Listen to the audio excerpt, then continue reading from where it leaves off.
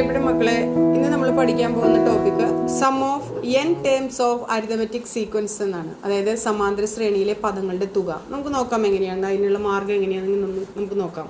Okay, അപ്പോൾ sum of n terms of arithmetic sequence equals n by 2 into x1 plus xn,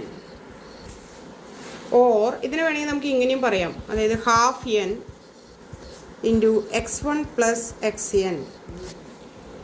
അതായത് ഒരു arithmetic sequence x1, x2, etcetera xn എന്നുള്ളതാണ് നമ്മുടെ arithmetic sequence എന്ന് വിചാരിക്കുക.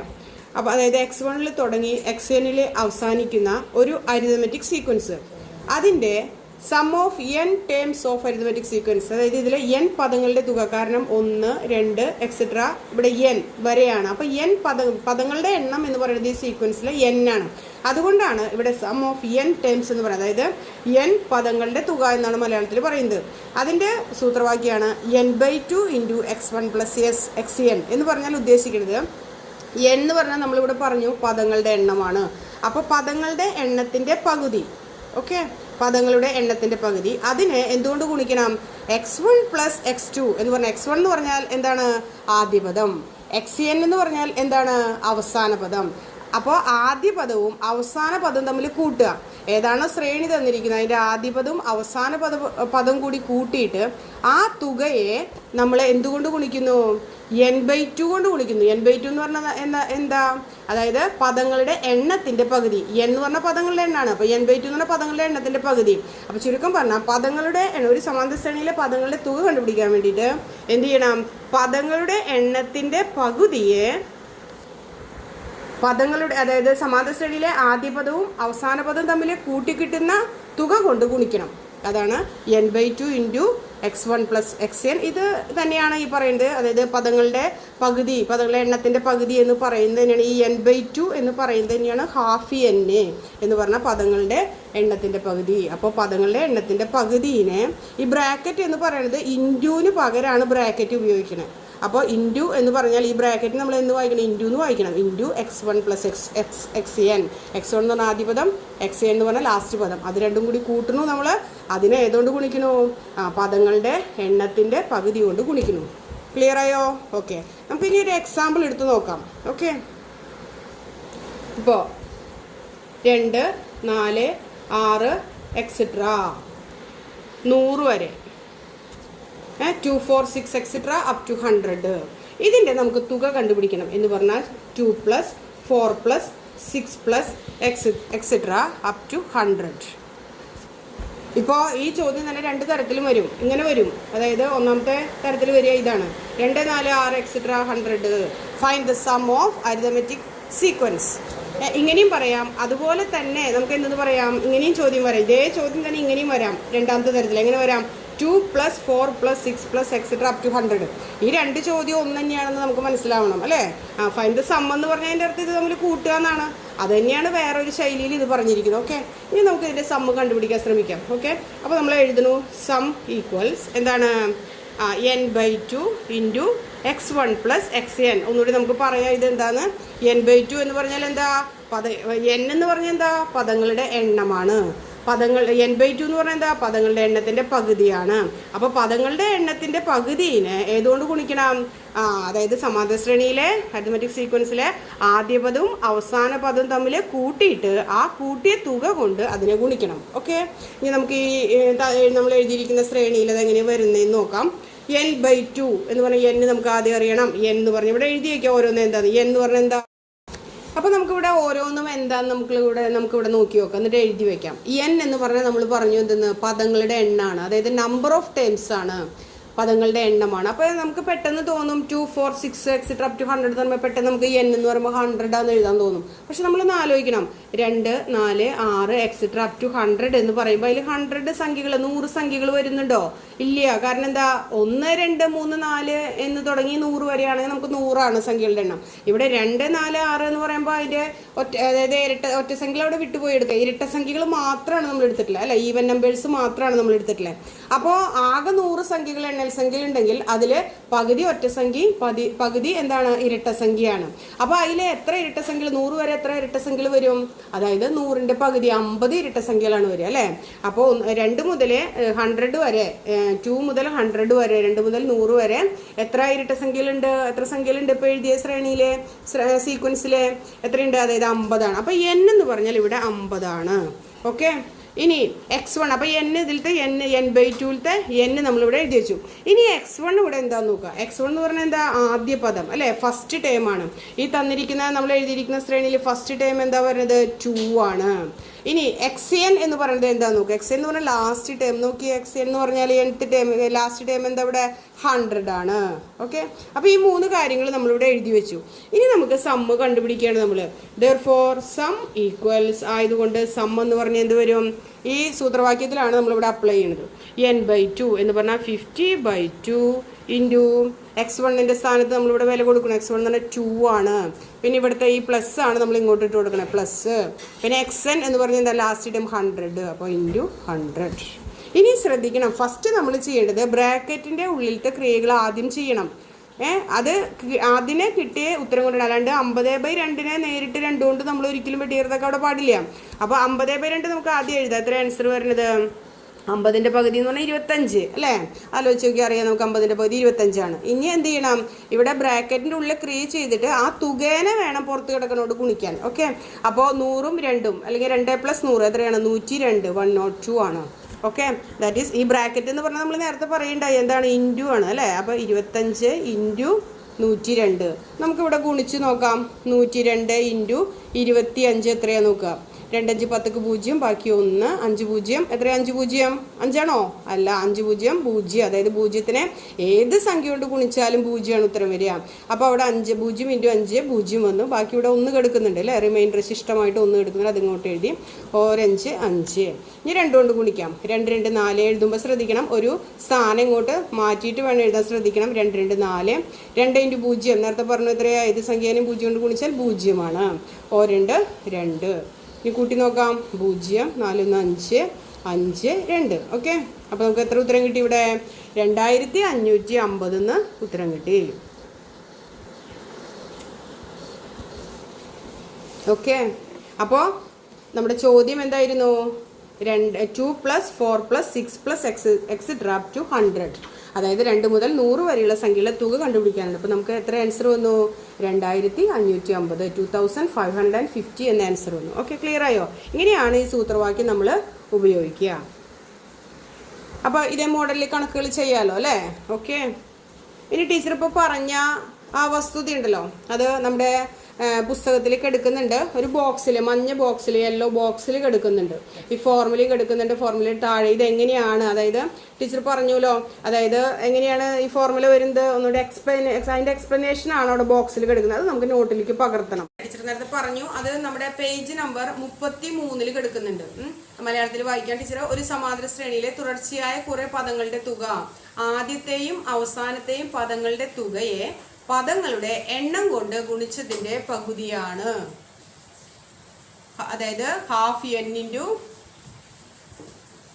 Half n നമ്മൾ എഴുതിയില്ലേ, half n into x1 + xn. അതായത് x1 + xn എന്ന് പറയുന്നതാണ് ആദ്യത്തെയും അവസാനത്തെയും പദങ്ങളുടെ തുക. അതിനെ എന്തുകൊണ്ട് ഗുണിക്കണം? നമുക്ക് പദങ്ങളുടെ എണ്ണം കൊണ്ട് ഗുണിക്കണം. പദങ്ങളുടെ എണ്ണത്തിന്റെ പകുതി കൊണ്ട് ഗുണിക്കണം. പദങ്ങളുടെ, അതാണ് ഇപ്പോൾ വായിച്ചത്. ഓക്കെ. അപ്പോൾ പേജ് നമ്പർ 33 ഉണ്ട്. ഇംഗ്ലീഷിൽ വായിക്കുകയാണെങ്കിൽ the sum of any number of consecutive terms of an arithmetic sequence is half the product of the number of terms and the sum of the first and last terms. Okay. അപ്പോൾ അത് നമുക്ക് നോട്ടിലേക്ക് പകർത്തിക്കോളൂ കേട്ടോ. Okay. അപ്പോൾ ഒരു example നമ്മൾ ചെയ്തു. ഇനി ഇതിനോട് ബന്ധപ്പെട്ട കണക്കുകൾ നമുക്ക് പേജ് നമ്പർ 35 കിടക്കുന്നുണ്ട്. Page number 35. അതുപോലെ തന്നെ 36-ലുണ്ട്, അതതിൻ്റെ അപ്ലിക്കേഷൻ ടൈപ്പിലുള്ള ക്വസ്റ്റ്യൻസ് ആണ്. 35-ലെ ഫസ്റ്റ് ക്വസ്റ്റ്യൻ നോക്കിക്കഴിഞ്ഞാൽ കാണാം, ചുവടെയുള്ള ഓരോ സമാന്തര ശ്രേണിയുടെയും ആദ്യത്തെ 25 പദങ്ങളുടെ തുക കണ്ടുപിടിക്കുക. അതായത് find the sum of first 25 terms of arithmetic sequences below എന്ന് പറഞ്ഞിട്ട് 11, 22, 33 എക്സെട്ര 11, 22, 33 എക്സെട്ര എന്നൊക്കെ പറഞ്ഞിട്ട് അവിടെ കിടക്കുന്നുണ്ട്. അപ്പൊ നമുക്ക് ഈ സൂത്രവാക്യവും അതുപോലെ തന്നെ, പക്ഷേ ഈ ചോദ്യം നോക്കുമ്പോൾ നമുക്കൊരു പ്രത്യേകത അതിൽ കാണാം. എന്താണ്, അതിന് ലാസ്റ്റ് ടേം ഉണ്ടോ? ഇവിടെ നമുക്ക് x1 ഇതിൽ എന്തൊക്കെ അറിയണം നമുക്ക് പദങ്ങളിൽ തുക കണ്ടുപിടിക്കാൻ വേണ്ടി. ഇപ്പം നമ്മൾ പഠിച്ച സൂത്രവാക്യം ഉപയോഗിച്ച് നമുക്ക് n അറിയണം. n എന്ന് പറഞ്ഞ പദങ്ങളുടെ എണ്ണം, നമ്പർ ഓഫ് ടേംസ് ആണ്. x1 അറിയണം അല്ലെ. x1 എന്ന് പറഞ്ഞാൽ എന്താ, ആദ്യ പദം അറിയണം. xn അറിയണം. xn എന്ന് പറഞ്ഞാൽ എന്താ, അവസാന പദം നമുക്ക് അറിയണം. പക്ഷേ ഈ ചോദ്യം നോക്കി കഴിഞ്ഞാൽ നമുക്ക് ചെറിയൊരു ഡൗട്ട് അവിടെ തോന്നും. എന്താ, ഇതിലെ ഓൾറെഡി എന്തുണ്ട്, n എന്ന് പറഞ്ഞ അവിടെ പറഞ്ഞിട്ടുണ്ട്, ഡയറക്റ്റ് അവർ പറഞ്ഞിരിക്കുകയാണ്. മറ്റേതിൽ നമ്മളിപ്പോൾ ചെയ്ത കണക്കിൽ നമ്മൾ 100 വരെ എന്ന് പറയുമ്പോൾ 50 എന്ന് പറയുന്നത് നമ്മൾ കണക്കൂട്ടി കണ്ടുപിടിച്ചാണ് 50 സംഖ്യകളാണ് അതിൽ വരുന്നത് എന്നുള്ളത്, നമ്പർ ഓഫ് ടേംസ് പദങ്ങളുടെ എണ്ണം. പക്ഷെ ഇവിടെ ഡയറക്റ്റ് അവർ പറഞ്ഞിട്ട് ആദ്യത്തെ 25 പദങ്ങളുടെ തുക എന്ന് പറഞ്ഞിട്ട്, അപ്പോൾ 25 n എന്ന് പറഞ്ഞത്, അത് ഓക്കെയാണ്, n കിട്ടി. ഇനി x1 നമുക്കറിയാം ആദ്യ പദം തന്നിട്ടുണ്ട് 11 11 അപ്പോൾ അത് ഓക്കെയാണ്. പക്ഷെ അവസാന പദം xn എന്ന് പറഞ്ഞാൽ എന്താ, അവസാന പദം ഇവിടെ തന്നിട്ടുണ്ടോ? ഇല്ല. അപ്പൊ നമ്മൾ എന്ത് ചെയ്യണം, അവസാന പദം കണ്ടുപിടിക്കണം. അവസാന പദം നമ്മൾ എങ്ങനെയാ കണ്ടുപിടിക്കുക? അതായത് നമുക്കറിയാലോ nth ടേം എങ്ങനെയാ കാണാന്ന്. nth ടേം എന്ന് പറഞ്ഞാല് f plus n-1 into d ആണ് അല്ലെ. nth ടേം ലാസ്റ്റ് ടേം നമുക്ക് കണ്ടുപിടിക്കാം, നമ്മൾ മുന്നേ പഠിച്ചതാണ് അത്. അപ്പോൾ നമുക്ക് എന്ത് ചെയ്യാന്ന് വെച്ചാല് ഈ ലാസ്റ്റ് പദം എന്നുള്ളത് നമ്മുടെ ഈ പഠിച്ച സൂത്രവാക്യത്തിൽ നമുക്ക് കൊടുത്തിട്ട് നമുക്കൊരു പുതിയൊരു സൂത്രവാക്യം നമുക്ക് പെട്ടെന്ന് ഓർമ്മയിൽ വെക്കാൻ വേണ്ടി കണ്ടുപിടിക്കുക. അല്ലെങ്കിൽ എപ്പോഴും ഇങ്ങനെ ഓരോന്ന് ചെയ്തിട്ട് പിന്നെ അതിലേക്ക് സബ്സ്റ്റിറ്റ്യൂട്ട് ചെയ്യാൻ നിൽക്കണ്ടേ. അപ്പോൾ നമ്മൾ ചെയ്യുകയാണ്, ലാസ്റ്റ് ടൈം എന്ന് പറഞ്ഞതാണ് അവസാന പദം f plus n-1 into d. അപ്പോൾ നമ്മളിപ്പോൾ പഠിച്ചത് സം എന്ന് പറഞ്ഞാൽ, അതായത് തുക എന്ന് പറഞ്ഞാൽ നമ്മൾ പഠിച്ചു സൂത്രവാക്യം എന്താണ്, തുക എന്ന് പറഞ്ഞാൽ n/2 into x1 plus xn അല്ലേ. ഇതിൽ നമുക്ക് ഈ ഇതുപോലെ കൊടുത്തോക്കാം, ഇതേ രൂപത്തിൽ കൊടുത്തോക്കാം. ലാസ്റ്റ് ടേം അല്ലേ നമുക്ക് അറിയാത്ത. അപ്പോൾ നോക്കാം, നമുക്ക് ഇപ്പോൾ നമ്മൾ എടുക്കുകയാണ് ആദ്യത്തെ പദം ഫസ്റ്റ് ടേം എന്ന് പറഞ്ഞാൽ നമ്മൾ സാധാരണ എങ്ങനെ എടുക്കുക, ആദ്യ പദം എന്ന് പറഞ്ഞാൽ ഫസ്റ്റ് ടേം എന്നുള്ളതിൻ്റെ എഫ് എന്ന് നമ്മൾ എടുക്കും അല്ലേ. അങ്ങനെയാണ് നമ്മൾ പഠിച്ചത്. അപ്പോൾ നമുക്കൊരു കാര്യം ചെയ്യാം, അതുകൊണ്ടാണല്ലോ ഇവിടെ എഫ് എന്നിവിടെ വന്നത്. ഓക്കെ, അപ്പോൾ ഇവിടെ ആദ്യത്തെ പദം എഫ് എന്ന് എടുത്താൽ ഈ സൂത്രവാക്യത്തിൽ എന്താവും നോക്കാം നമുക്ക്. തുക സമം അപ്പോൾ എന്ത് വരും, ഇവിടെ സൂത്രവാക്യം സമം എന്ത് വരും, n/2 ഇൻറ്റു, അതായത് പദങ്ങളുടെ എണ്ണത്തിന്റെ പകുതിനെ നമ്മൾ എന്തുകൊണ്ട് ഗുണിക്കണം, x1 എന്ന് പറഞ്ഞാൽ ആദ്യത്തെ പദം നമ്മളിവിടെ എന്തെടുത്തേ, എഫ് എൽ എടുത്തേ. അപ്പോൾ എഫ് പ്ലസ് xn എന്ന് പറഞ്ഞാൽ എന്താ, ലാസ്റ്റ് പദം. അതാണ് ഇപ്പോൾ നമ്മൾ എടുത്തത്, ഇവിടെ എടുത്തത്. ഏതാണ് ടീച്ചർ ഇവിടെ ടിക്ക് ചെയ്ത് കാണിക്കാം.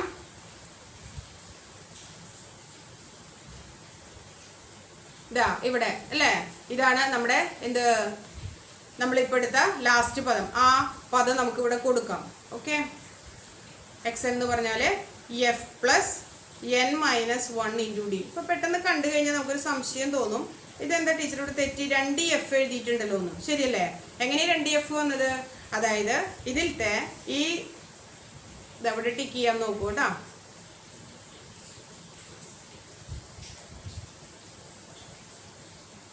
അതായത് ഇവിടെ നോക്കുക, ഈ n/2 ഇതാണ് നമ്മുടെ സൂത്രവാക്യം നമ്മൾ പറഞ്ഞത്.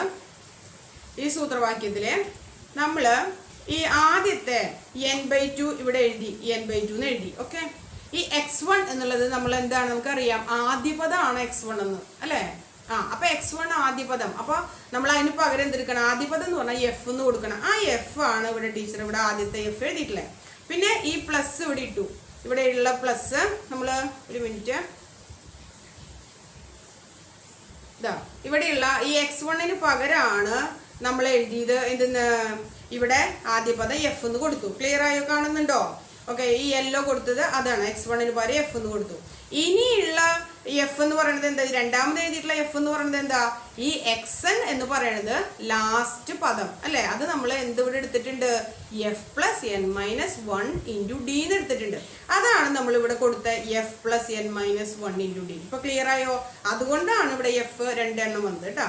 അപ്പോൾ ഓക്കെ, നമുക്ക് എന്ത് എഴുതാം, ഈക്വൽ സമം n/2 into F plus F, ഒരു മിഠായി പ്ലസ് ഒരു മിഠായി നമ്മൾ എപ്പോഴും പറയണതാണ് അല്ലെ. അപ്പൊ നമ്മൾ എന്താ പറയുക, വേറെ 2 എന്നാണോ പറയാ? അല്ല, ഒരു മിഠായി പ്ലസ് ഒരു മിഠായി എന്ന് പറയുമ്പോൾ 2 മിഠായി. അതുപോലെ ഒരു എഫ് പ്ലസ് ഒരു എഫ് എത്ര വരും, 2f. Okay, 2f plus n-1 into d. ഇതാണ് നമുക്ക് സം കണ്ടുപിടിക്കാനുള്ള, തുക കണ്ടുപിടിക്കാനുള്ള സൂത്രവാക്യം. എപ്പോഴാണ് ഇത് ഉപയോഗിക്കേണ്ടത്? അതായത് ലാസ്റ്റ് ടേം നമുക്ക് തന്നിട്ടില്ല, നമ്മുടെ സീക്വൻസിലെ ലാസ്റ്റ് ടേം നമുക്ക് അറിയില്ല എങ്കിൽ നമ്മൾ ഈ സൂത്രവാക്യം ഉപയോഗിച്ച് പെട്ടെന്ന് നമുക്ക് കാണാൻ പറ്റും. എന്താണ് ഒന്നുകൂടി എഴുതാൻ ടീച്ചർ? സം ഈക്വൽസ് എന്ത് വരും?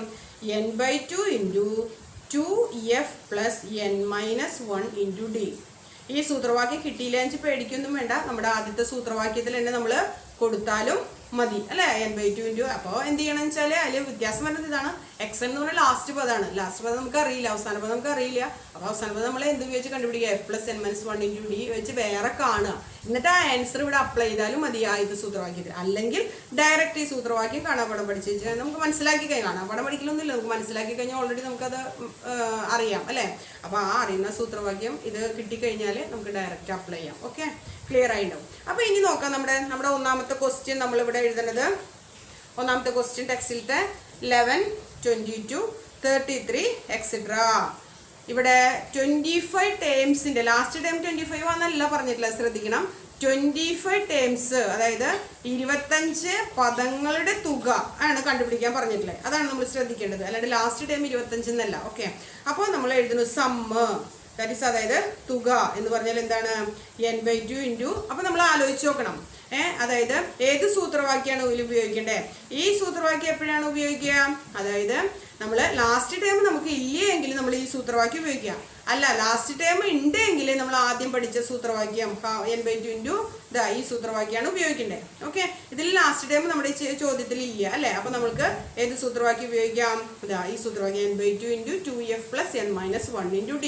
അപ്പോൾ നമുക്കത് ഇവിടെ എഴുതാം, n/2 into 2f plus n-1 into d. Okay, ഇനി വിലകൾ കൊടുക്കാം. That is equal to n എന്ന് പറഞ്ഞാൽ ഓരോന്നും നമുക്ക് എഴുതി വെക്കാം, ആദ്യം തെറ്റാതിരിക്കാം. n എന്ന് പറഞ്ഞാൽ പദങ്ങളുടെ എണ്ണാണ്. ഇവിടെ എത്ര പദങ്ങളുണ്ട്? ഇത് അവിടെ പറഞ്ഞിട്ടുണ്ട് 25. അപ്പോൾ 25/2 ഇൻറ്റു 2f എന്ന് പറഞ്ഞാൽ 2 ഇൻറ്റു f ആണ്, 2f. അപ്പോൾ 2 ഇൻറ്റു f എന്ന് പറഞ്ഞാൽ എന്താ? ആദ്യപദമാണ്. ആദ്യപദം ഇവിടെ എത്രയാണ് വരുന്നത്? 11 ആണ്. Plus n-1. n എന്ന് പറഞ്ഞാൽ എന്താ? നമ്മളിവിടെ പറഞ്ഞിട്ടുണ്ട് അല്ലേ? n എന്ന് പറഞ്ഞാൽ ഇവിടെ എത്രയാണ്? 25. അപ്പോൾ 25 - 1 എന്ന് പറഞ്ഞാൽ എത്രയാണ്? ഇവിടെ ഡയറക്റ്റ് നമുക്ക് അവിടെ കൊടുക്കാം 24. കൂടുതൽ പ്ലസ് മൈനസ് ഒക്കെ ആവശ്യമായിട്ട് കൊടുത്തു കഴിഞ്ഞാൽ നമുക്ക് തെറ്റാൻ നിൽക്കേണ്ട വെച്ചിട്ട് നമ്മൾ മനസ്സിൽ 25 1 കുറയ്ക്കുക ഇവിടെ, എന്നിട്ട് അതിൻ്റെ വില ഇവിടെ കൊടുക്കുക. ഓക്കെ, അപ്പോൾ ഇവിടെ എത്ര വരും? 25 1 പോയി 24 ഇൻറ്റു d. d എന്ന് പറഞ്ഞാൽ എന്താ? അതായത് കോമൺ ഡിഫറൻസ് അല്ലേ? പൊതുവ്യത്യാസം. ഇവിടെ എത്രയാണ് വരുന്നത്?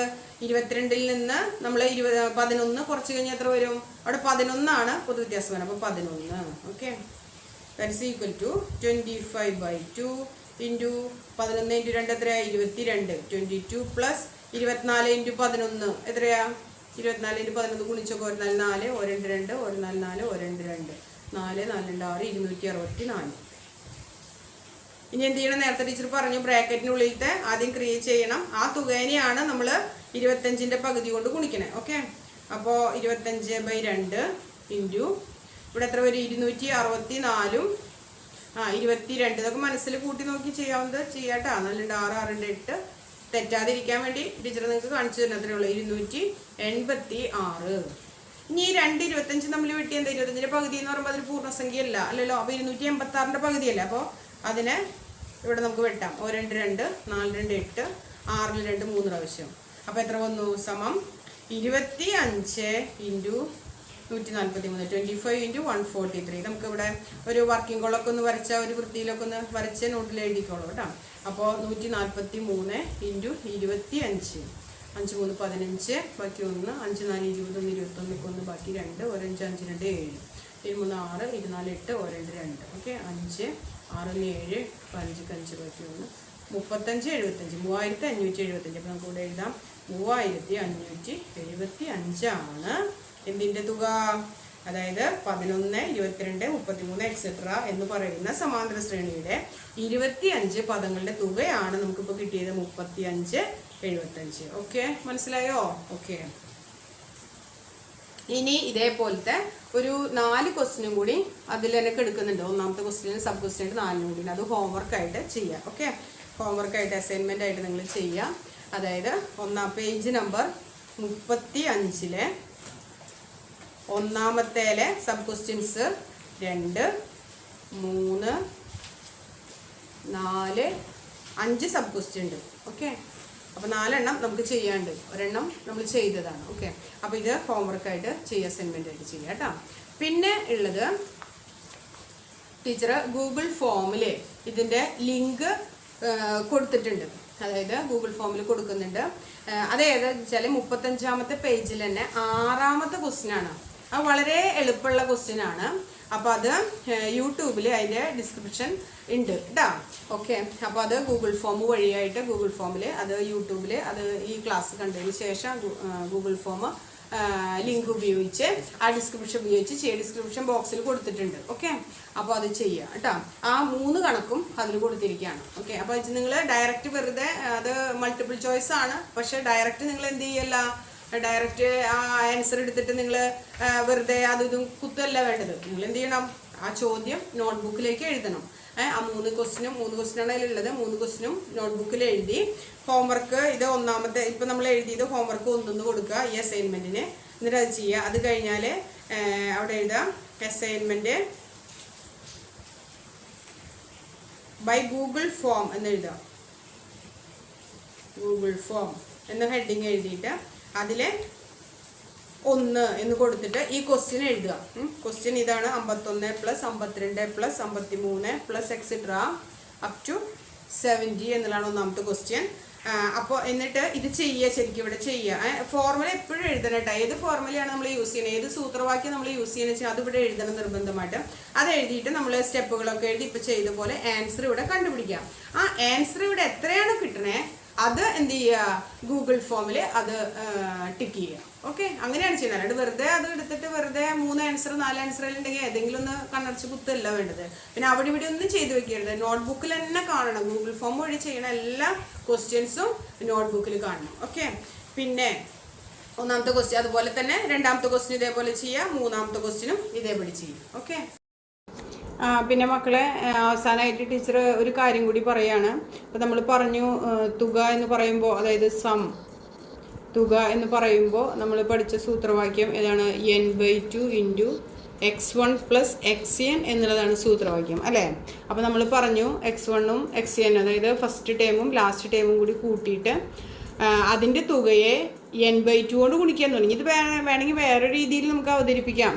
അതായത് ഈ n/2 ഇത് തന്നെ സൂത്രവാക്യം ഇത് തന്നെ, പക്ഷെ നമുക്ക് പറയുന്ന ശൈലി നമുക്ക് എങ്ങനെ പറയാം, അതായത് x1ഉം xnഉം കൂടി കൂട്ടിയിട്ട് അതിനെ n കൊണ്ട് ഗുണിച്ചിട്ട് അതിൻ്റെ പകുതി എടുക്കാം. അങ്ങനെയും പറഞ്ഞൂടെ. അതായത് ടീച്ചർ ഇങ്ങനെ എഴുതാം, നോക്കുക, n × x1 + xn /2.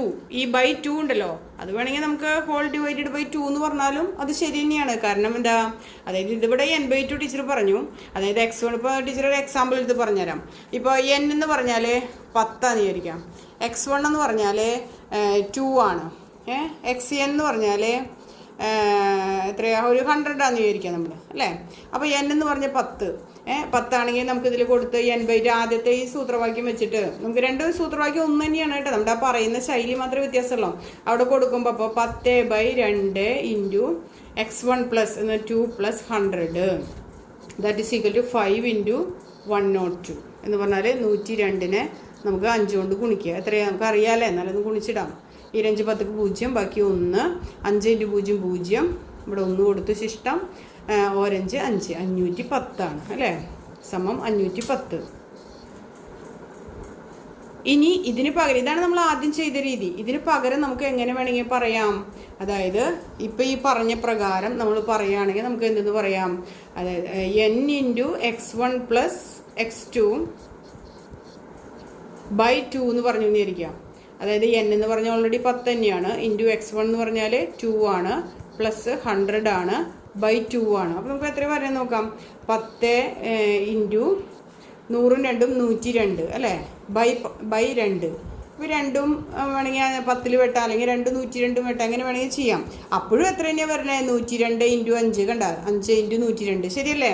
അതിന് നമുക്ക് ഇവിടെയും വന്നേ 5 × 102, അപ്പോഴും ഉത്തരം എത്ര തന്നെയാണ്, 510. ഓക്കെ, അപ്പോൾ നമുക്ക് വേണമെങ്കിൽ ഒരു സമാന്തര ശ്രേണിയിൽ തുടർച്ചയായ കുറേ പദങ്ങളുടെ തുക ആദ്യത്തെയും അവസാനത്തെയും പദങ്ങളുടെ തുകയെ പദങ്ങളുടെ എണ്ണം കൊണ്ട് ഗുണിച്ചതിൻ്റെ പകുതിയാണ്, അങ്ങനെയും പറയാം കേട്ടോ. നമ്മൾ ഏത് രീതിയിൽ വേണമെങ്കിൽ പറയാം. അപ്പോൾ ഇതൊക്കെ ഒന്ന് തന്നെയാണ്. അപ്പോൾ പെട്ടെന്ന് കേൾക്കുമ്പോൾ വേറെയാണെന്ന് വിചാരിക്കേണ്ട. ഓക്കെ, അപ്പോൾ ഇത്രയാണ് ഇന്നത്തെ ക്ലാസ്സിൽ നമ്മൾ അവസാനിപ്പിക്കുകയാണ്. Okay, thank you.